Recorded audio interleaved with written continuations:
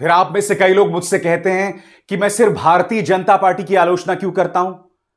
अरे भारतीय जनता पार्टी ताकत का बेजा इस्तेमाल करती है, और जब वो ताकत का बेजा इस्तेमाल करती है तो अदालतों से लेकर पुलिस से लेकर मीडिया खामोशी से उस तमाशे को देखती रहती है। कैलाश विजयवर्गीय का बेटा आकाश विजयवर्गीय साफ तौर पर यहां पीट रहा है, मगर सबूतों के अभाव में बरी हो जाता है। वित्त मंत्री निर्मला सीतारमण के सामने एक सम्मानित उद्योगपति माफी मांग रहा है, सिर्फ इसलिए क्योंकि उन्होंने जीएसटी पर अपनी बात रखी थी। गुजरात का हटकेश्वर पुल जो 42 करोड़ में बना था, महज 5 साल बाद जर्जर हो जाता है और अब उसे तोड़ने की कीमत 50 करोड़ से ज्यादा है। यह सब गोलमाल हो रहा है भारतीय जनता पार्टी के राज में, और आप यह कहेंगे कि मैं इस पर सवाल भी ना करूं। एक एक करके दोस्तों सारे मुद्दे आपके सामने। सबसे पहले इस तस्वीर को देखिए। यहां पर आप साफ तौर पर देख सकते हैं आकाश विजयवर्गीय जो कि कैलाश विजयवर्गीय के बेटे हैं, वो बैट से इंदौर में एक अधिकारी की पिटाई कर रहे हैं, बुरी तरह से पिटाई कर रहे हैं। खबर क्या है आप जानते हैं? इस मामले से आकाश विजयवर्गीय बरी हो गए हैं सबूतों के अभाव में। मैं सम्मानित जजों से पूछना चाहता हूं, मिलॉर्ड आप क्या कह रहे हैं? आपके सामने यह व्यक्ति बुरी तरह से पीट रहा है और सबूतों के अभाव में यह व्यक्ति बरी हो गया, और मार किसको रहा है? एक सरकारी अधिकारी को। आप सरकारी अधिकारी का अगर गिरेबान भी पकड़ लें तो आपका जेल जाना तय है, मगर यह व्यक्ति हिंसा कर रहा था। इस पर न जाने कितनी धाराएं लगाई जानी चाहिए थी, मगर सबूतों के अभाव में आकाश विजयवर्गीय बरी हो गया है।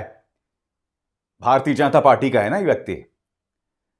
और इस मुद्दे पर भी मैं सवाल ना उठाऊं, मैं आपसे एक सवाल पूछना चाहता हूं दोस्तों। ऐसा तो 70 या 80 के दशक में जो फिल्में हुआ करती थीं उसके खलनायक किया करते थे, वैसा खौफ या अगर असल जिंदगी में भी होता था, कल्पना कीजिए अगर 2024 में विपक्ष की किसी सरकार में किसी पार्टी का कोई नेता ऐसा कर रहा होता, दिग्विजय सिंह का बेटा ऐसा कर रहा होता, कमलनाथ का बेटा ऐसा कर रहा होता, तब क्या होता बताइए? और सबसे शॉकिंग बात, इस मुद्दे को खुद आकाश विजयवर्गीय ने उस वक्त स्वीकारा था कि हां मैंने किया है, जो उखाड़ना है उखाड़ लो। आई एम सॉरी मैं इस तरह की शब्दावली का इस्तेमाल कर रहा हूं, क्योंकि आप सुनिए उस वक्त आकाश ने क्या कहा था। क्यों आप ये इस तरह से बैट चलाने पर मजबूर हुए? जो मैंने किया उसके लिए मुझे बिल्कुल भी मलाल नहीं है। पहली बात तो मैं बता दूं कि जो हमने एक्शन लिया था उस दिन वो हमने सोच समझ के लिया था, इसलिए कोई रिग्रेट नहीं है उसको लेकर के। दोबारा भी ये करना पड़े तो हम पीछे नहीं हटेंगे। तो मतलब आप मारपीट पर आओगे, आप यही हाँ, करेंगे? बिल्कुल, अगर 4 से नहीं मानेंगे तो मारपीट पे आ जाएंगे, कोई दिक्कत नहीं। And you are ready to face the law and the repercussions for the same? 100%। तब भी जजेस कहते हैं कोई सबूत नहीं है, कोई सबूत नहीं है। चलिए, उसी वक्त मुख्यमंत्री शिवराज सिंह चौहान से आज तक ने इंटरव्यू किया था। मैं तारीफ करना चाहूंगा रिपोर्टर की। आप देखिएगा, जब रिपोर्टर्स सीधे सवाल करते हैं तो राजनेता कांपने लगते हैं। इसी घटना को लेकर पत्रकार ने जब सवाल किया था, जवाब नहीं था शिवराज सिंह चौहान के पास, कपकपी छूट गई थी। देखिए, इस सवाल का जवाब के लिए मैं शिवराज सिंह चौहान हमारे साथ मौजूद हैं। आपसे जानना चाहता हूं सर, आप मना कर रहे हैं इस सवाल का जवाब देने के लिए, लेकिन पूरा देश देख रहा है आज क्या हुआ है और आपका पक्ष क्या है? आकाश ने अपने पक्ष को स्पष्ट कर दिया है, इसके अतिरिक्त मुझे कुछ नहीं कहना है। पार्टी का समझती है इस बारे में सर, अगर युवा इस तरीके का एग्जाम्पल सेट करते हैं? इसके अतिरिक्त मुझे कुछ नहीं कहना है। पार्टी का क्या पक्ष है? धन्यवाद। मुझे ये सब, मेरा सवाल ये भी आपसे रहेगा कि पिताजी तो लगता है कि सुपुत्र की गुंडागर्दी को समर्थन दे रहे हैं, पत्रकारों से उन्होंने कहा है आपकी औकात क्या है? बहुत बहुत धन्यवाद सर। आप ये पूरा देश इस सवाल को इस वक्त पूछ रहा है, लेकिन आप इस सवाल को, जवाब को टाल रहे हैं। फिर धन्यवाद आपको। अगला कोई सवाल? इस सवाल को क्या आप बिल्कुल जवाब नहीं दे रहे? इसको समर्थन माना जाए आपकी तरफ से? मैंने कह दिया, मैं कोई कमेंट। सर, आप भारतीय जनता पार्टी के वरिष्ठ नेता हैं, इतना बड़ा मामला है, युवा नेता बल्ला घुमाते हुए जा रहे हैं, लोगों को मार रहे हैं, मॉरल अथॉरिटी क्या रहती है बीजेपी के पास ये कहने की कि और स्टेट्स में गुंडागर्दी हो रही है जब एमपी में अगर ऐसा हो रहा है? सर बहुत बहुत धन्यवाद आपको। मुख्यमंत्री के पास जवाब नहीं है। आकाश विजयवर्गीय कह रहा है कि हां मैंने किया है, सामने वीडियो है, मगर फिर भी यह व्यक्ति बरी हो गया। तब भी मैं भारतीय जनता पार्टी से सवाल ना करूं? भारतीय जनता पार्टी के राज्यों में सेना के अफसरों की पिटाई होती है, और उनकी महिला मित्रों के साथ सामूहिक दुष्कर्म होता है, मगर साहब मजाल है आप किसी गोदी मीडिया में प्राइम टाइम में उसकी चर्चा सुने। बिहार हो, उत्तर प्रदेश हो, उत्तराखंड हो, वहां सैकड़ों दुष्कर्म की खबरें आती हैं, मगर मजाल है उस पर कोई चर्चा हो। क्यों? मैं समझना चाहता हूं, बताइए। यहां पर एक व्यक्ति पीट रहा है, उसे बरी कर दिया अदालत ने। ऐसे में आम इंसान क्या उम्मीद कर सकता है? क्या उम्मीद कर सकता है, बताइए ना। अरविंद केजरीवाल, के कविता, उमर खालिद, सबको आप जेल में डाल देते हैं। आप जेल में डाल देते हैं बगैर सबूत के, बगैर चार्जशीट के, बगैर आरोप पत्र के। उमर खालिद पांचवा साल प्रवेश कर रहा है इस व्यक्ति का जेल में। क्यों जेल में हम नहीं जानते हैं। आतंकवाद की धाराएं लगा दी गई हैं। क्या सबूत है हम नहीं जानते। अदालतों की खामोशी शॉकिंग है, मगर एक व्यक्ति जो हिंसा कर रहा है, जो बैट से मार रहा है, उसे अदालत बरी कर देता है। मैं आपसे समझना चाहता हूं क्यों। मैं आपसे समझना चाहता हूं किसी अरविंद केजरीवाल, के कविता, उमर खालिद और दूसरी तरफ भारतीय जनता पार्टी के नेताओं, बच्चों, गुंडों, बिगड़ैल और दो रुपल्ली ट्रोल्स, इनमें फर्क क्यों है। इनके चाटुकार पत्रकारों को तुरंत बेल मिल जाती है, तुरंत अदालतें जो हैं वो सजग हो जाती हैं, मगर दूसरी तरफ लोगों को आतंकवाद की धाराओं में जेल में बंद कर दिया जाता है, लोगों के घरों पे रेड पड़ती है, मगर किसी के कान में जूं तक नहीं रेंगती है। ना मीडिया, ना अदालतें, ना किसी और। बताइए, अब भी मैं सवाल ना उठाऊं? इस दोहरे मापदंड पर मैं अब भी सवाल ना उठाऊं जो अभी अभी मैंने आपके सामने रखे हैं? चलिए ये खबर देखी ना, अब एक और खबर देखिए। चेन्नई के अंदर मंच था, सामने निर्मला सीतारमण वित्त मंत्री, और उनसे सवाल पूछ रहे थे अन्नपूर्णा रेस्टोरेंट के मालिक श्रीनिवासन साहब। जीएसटी पर बहुत सामान्य से सवाल पूछ रहे थे, कोई बदतमीजी नहीं है, तमिल में बोल रहे हैं, सुनिएगा। बाद में इन्हें माफी मांगनी पड़ी, मगर सिर्फ माफी खबर नहीं है। भाजपा ने जो किया ना वो बहुत ही शर्मनाक था। सबसे पहले सुनिए किस अंदाज में श्रीनिवासन निर्मला सीतारमण से सवाल पूछ रहे हैं। 20-30 सेकंड का है, आप इनके हाव भाव को देखिएगा। அடுத்தது காபி குடிக்கணும், காரம் வேணுங்கிறது, காரத்துக்கு 12ன்னு சொன்னா உடனே சண்டைக்கு வர்றது, இது டெய்லி எங்களுக்கு நடக்குது பிரச்சனை.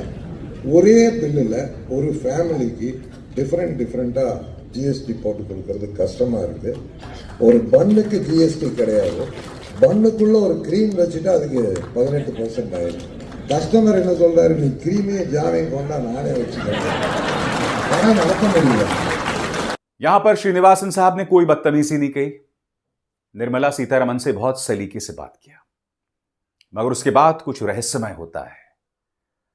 उसके बाद कुछ ऐसा घटनाक्रम होता है कि श्रीनिवास निर्मला सीतारमण के पास पहुंच जाते हैं और हाथ जोड़कर माफी मांगते हैं कि मैं किसी पॉलिटिकल पार्टी से नहीं जुड़ा हूं, मैंने जो कहा उसके लिए मैं आपसे माफी मांगना चाहता हूं।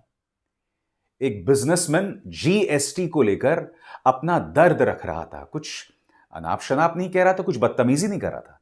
देखिए किस तरह से माफी मांगी गई।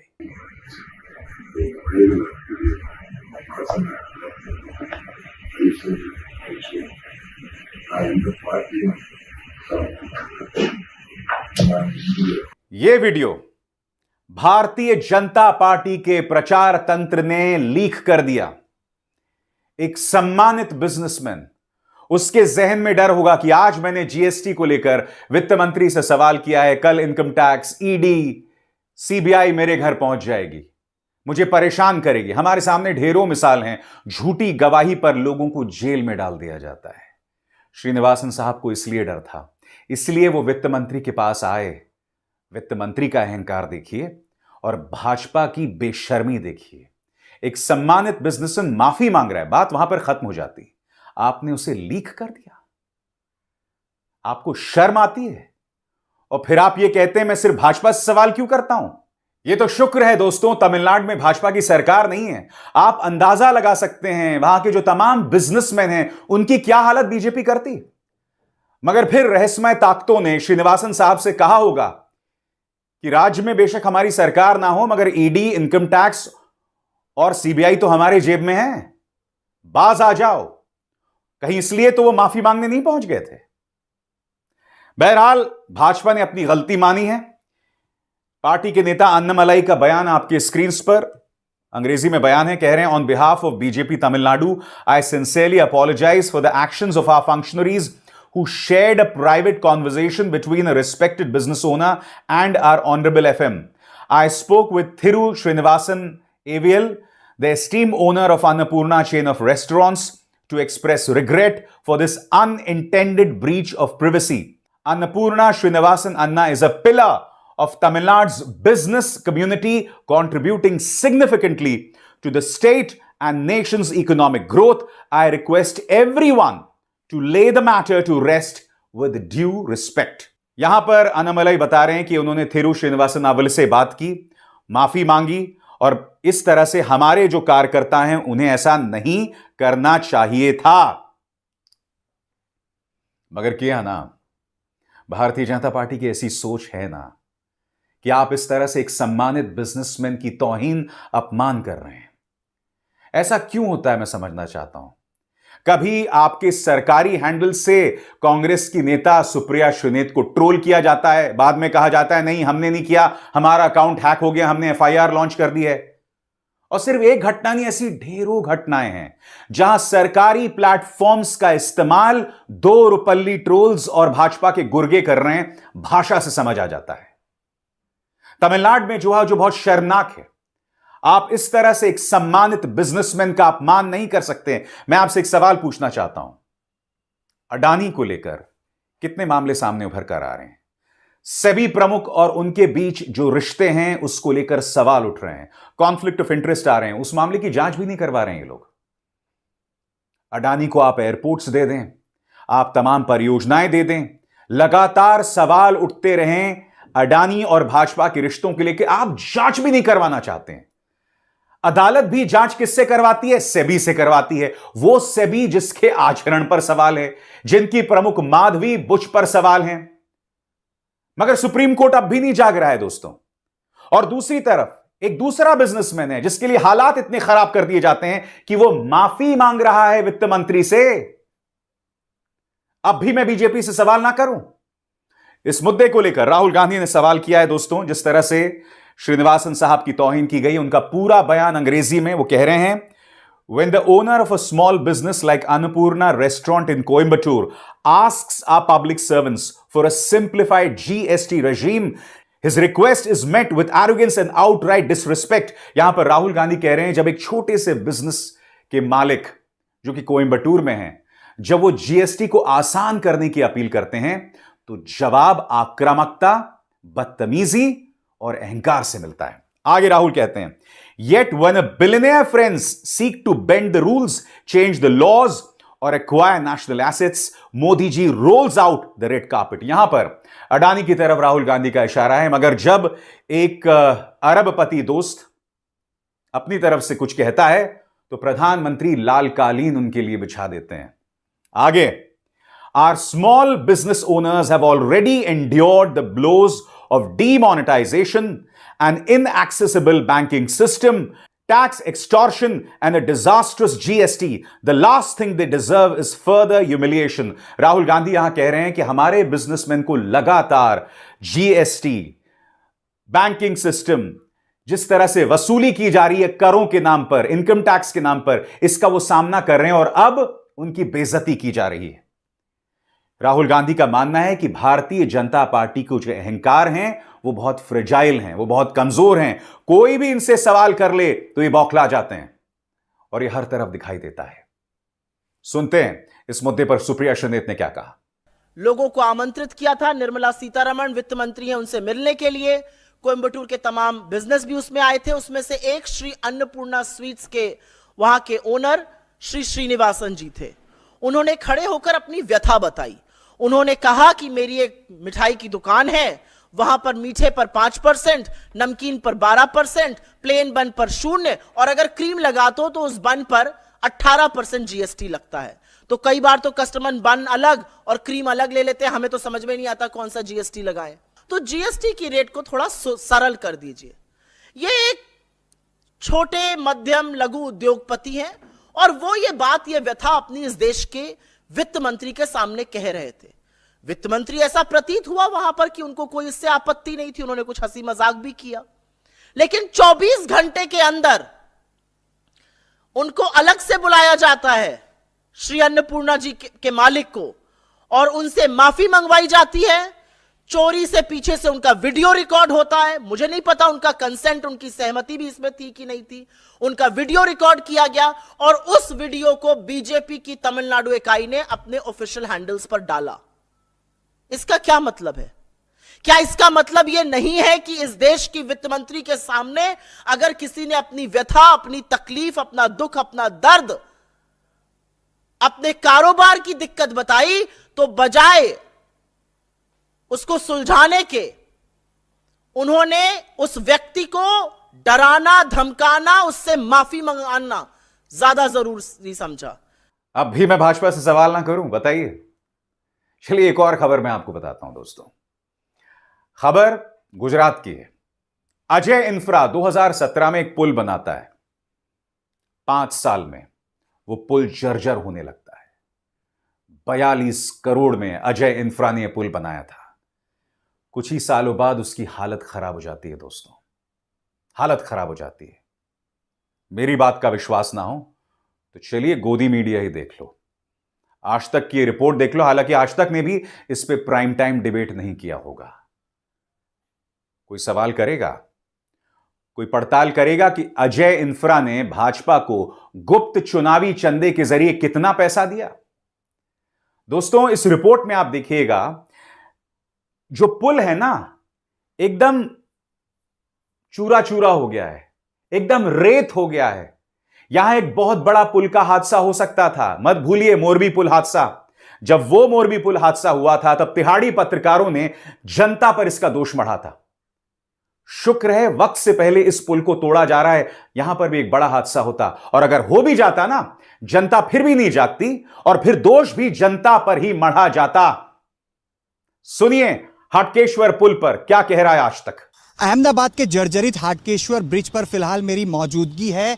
ये ब्रिज साल 2017 के अंदर अजय इंफ्रा नाम की कंपनी की तरफ से बनाया गया। अहमदाबाद नगर निगम की तरफ से हाटकेश्वर चौराहा, जो कि आप मेरे बिल्कुल पीछे की तरफ देख पा रहे हैं, जहां पे ट्रैफिक देखा जा रहा है, और इस रोड के ऊपर जिस प्रकार से ट्रैफिक हो रहा था उसके विकल्प के रूप पे ये हाटकेश्वर ब्रिज का निर्माण साल 2017 में किया गया। और जब ये ब्रिज का निर्माण किया गया उस वक्त अजय इंफ्रा की तरफ से दावा किया गया था कि ये ब्रिज की आयु आने वाले 100 साल तक की रहेगी। लेकिन साल 2022 के अंदर ये ब्रिज जर्जरित घोषित करना पड़ा। ब्रिज निर्माण के अपने 5 ही साल में जर्जरित घोषित हो गया। मैं मेरे सहयोगी साजिद जी से भी कहूंगा, आपको जो दृश्य हैं वो भी दिखाएंगे, क्योंकि इसमें जो गिट्टी का इस्तेमाल किया गया उसकी साइज देखकर अंदाजा लगा सकते हैं। जिस प्रकार से मिट्टी इसमें हाथ में आ रही है, आप देख के अंदाजा लगा सकते हैं कि इस ब्रिज की किस प्रकार की गुणवत्ता और खास करके किस प्रकार के मटेरियल का इस्तेमाल करके इस ब्रिज का निर्माण किया गया, किस प्रकार का भ्रष्टाचार इस ब्रिज को बनाने के लिए अजय इंफ्रा के द्वारा किया गया होगा। बताइए ना दोस्तों, क्या अब भी मैं भारतीय जनता पार्टी से सवाल ना करूं? क्या अब भी भारतीय जनता पार्टी को कटघरे में ना रखा जाए? कब तक हम खामोशी से तमाशा देखते रहेंगे? मैं आपसे सवाल पूछना चाहता हूं। मैंने आपको 3 मिसाल बताई, तीनों अलग अलग। आज की तारीख में ढेरों खबरें आ रही हैं। महिला सम्मान को लेकर ये लोग कोलकाता में बवाल करते हैं, मगर इनके अपने राज्यों में जो हो रहा है इस पर किसी की निगाह नहीं है। कोई उसे कटघरे में नहीं खड़ा कर रहा है। बिहार में एक मासूम के स्तन काट दिए जाते हैं, उसे मौत के घाट उतार दिया जाता है। ये लोग महिला सम्मान की बात करते हैं, मगर एक राम रहीम के प्रति, कुलदीप सिंह सेंगर के प्रति, बृजभूषण शरण सिंह के प्रति इनका क्या रवैया है हम सब जानते हैं। इन्हीं के पार्टी में ऐसे कई नेता, ऐसे कई मंत्री हैं जिनके आचरण पर सवाल है, मगर इन्हें कोई कटघरे में नहीं रखेगा। यह सवाल किया जाना चाहिए दोस्तों। इस अन्याय पर, इस नाइंसाफी पर हम खामोश नहीं रह सकते हैं। मैं ये खबरें आपके सामने इसलिए ला रहा हूं क्योंकि ये पिछले 1 हफ्ते की खबरें हैं। मैं हर हफ्ते इसी तरह की ज्यादती की खबरें जो है ना वो दिखा सकता हूं। इसी तरह की नाइंसाफी खबरें आपके सामने लाता रहा हूं। आप में से कई लोग कमेंट सेक्शन में आके मुझे गाली देते हैं कि मैं भाजपा से सवाल क्यों करता हूं। अरे क्यों ना करूं भाई, ऐसी नाइंसाफी होगी तो क्यों ना सवाल करूं। जनता को अगर धर्म का धतूरा पिलाकर तुमने खामोश कर रखा है तो मैं तो खामोश नहीं होने वाला हूं। मैं सवाल करूंगा, क्योंकि एक नागरिक होने के नाते यह मेरी जिम्मेदारी है, एक पत्रकार होने के नाते यह मेरी जिम्मेदारी है। मैं पीछे नहीं हटने वाला हूं, सवाल करता रहूंगा। अभिसार शर्मा को दीजिए इजाजत। नमस्कार। स्वतंत्र और आजाद पत्रकारिता का समर्थन कीजिए, सच में मेरा साथी बनिए। बहुत आसान है दोस्तों, इस ज्वाइन बटन को दबाइए और आपके सामने आएंगे ये 3 विकल्प, इनमें से एक चुनिए और सच के इस सफर में मेरा साथी बनिए।